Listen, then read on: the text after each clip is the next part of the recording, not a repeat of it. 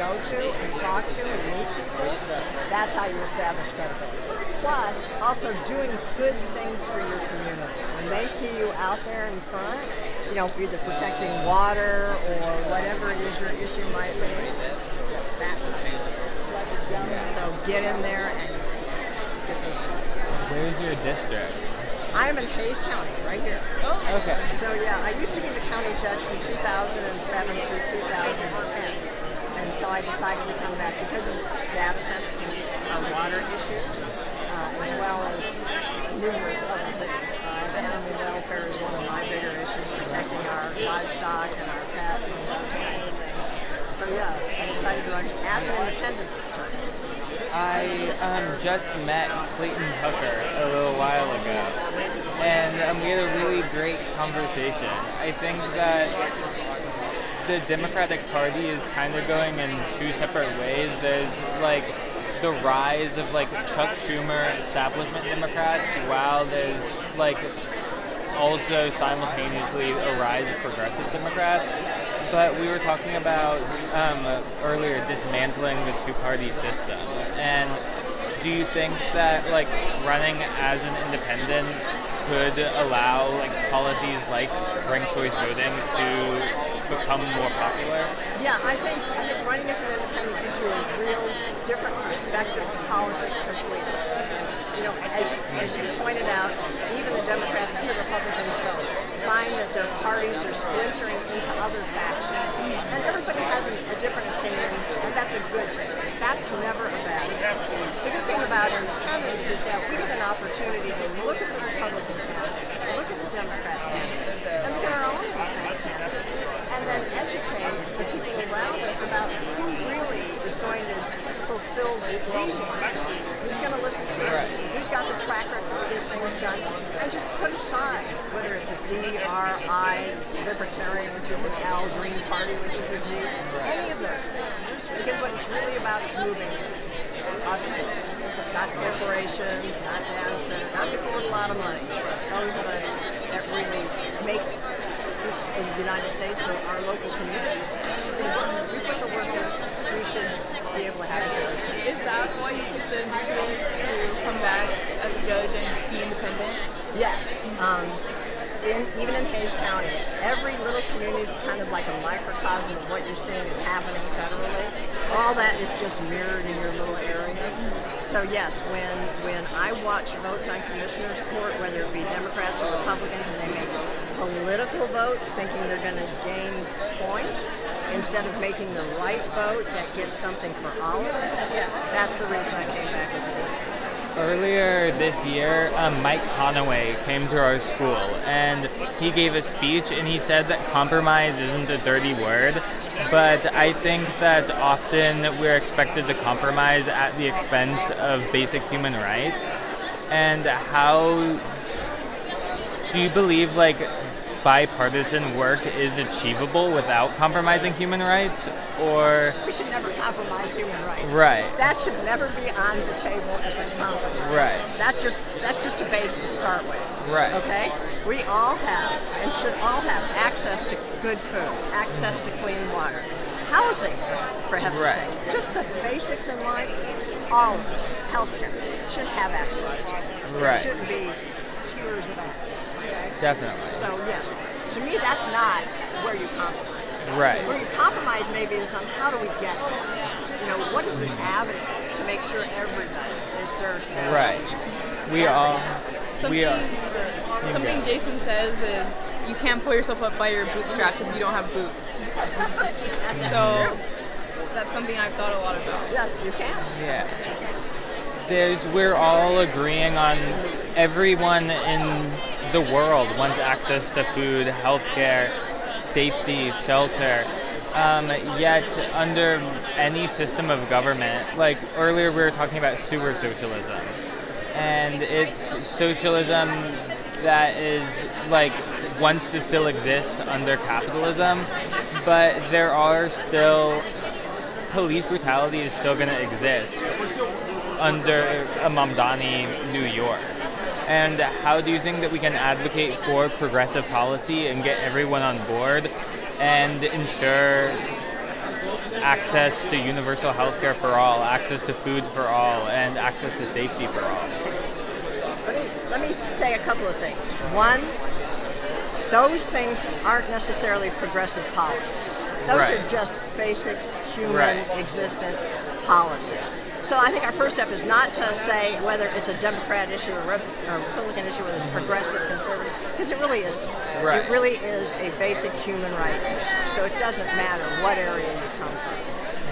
In terms of police brutality, those are actually local issues, and that's something Right. that happens at the county level, at the city levels, and independents can play a big role in that because they can make sure the people that are elected are those that reflect your values.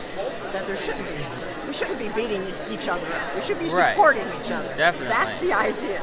So yes, you look for those kind of candidates who support that. Do you think that like we're in the process of building like grassroots movements that can contribute to meaningful and actionable change? Yes, for sure. You're seeing a lot of people jump onto the independent movement. You have the senator from West Virginia, Manchin, who came out with his coalition for independence and has announced that and firmly believes that if we could get just 5 independents in the U.S. Congress as close as it is, those 5 people can make a huge difference. Right. So yes, and he doesn't want them caucusing with any other party, which I understand. You've got Bernie Sanders, who's an independent. You've got a couple of other independent people. They're the voices of reason is what I'm seeing, standing outside those 2 parties and saying corporations shouldn't be controlling us, should be the voices of us, people like us. So don't ever doubt that a small group of people can actually change the way government goes.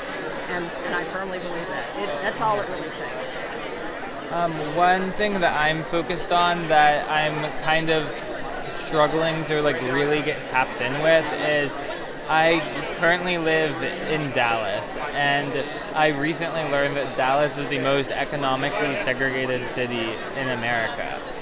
And I'm really passionate about the DART. I'm obsessed with the DART. And I think like equitable public transit is so important in ensuring access to healthcare, food access, but the DART is being consistently underfunded, and the systemic and historical oppression of marginalized populations is still very evident everywhere in the U.S. So how can we learn from history, be transparent about our past, hold past and present politicians accountable for their actions while still continually making progress? COVID really highlighted those disparities tremendously.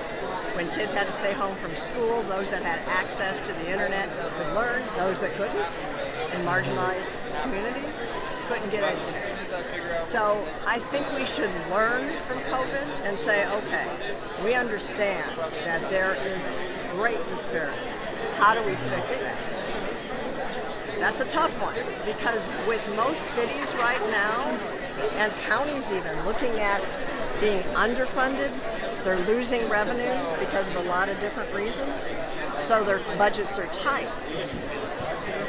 It's hard to get politicians who are in position today to realize that you have to shift your government, you have to shift the way we serve, and put those groups, whether it be food or healthcare or whatever it is, the only way we grow is to make sure everybody has equal access. So the funds, instead of giving them to consultants and multi-billionaires, that's where you cut. Right.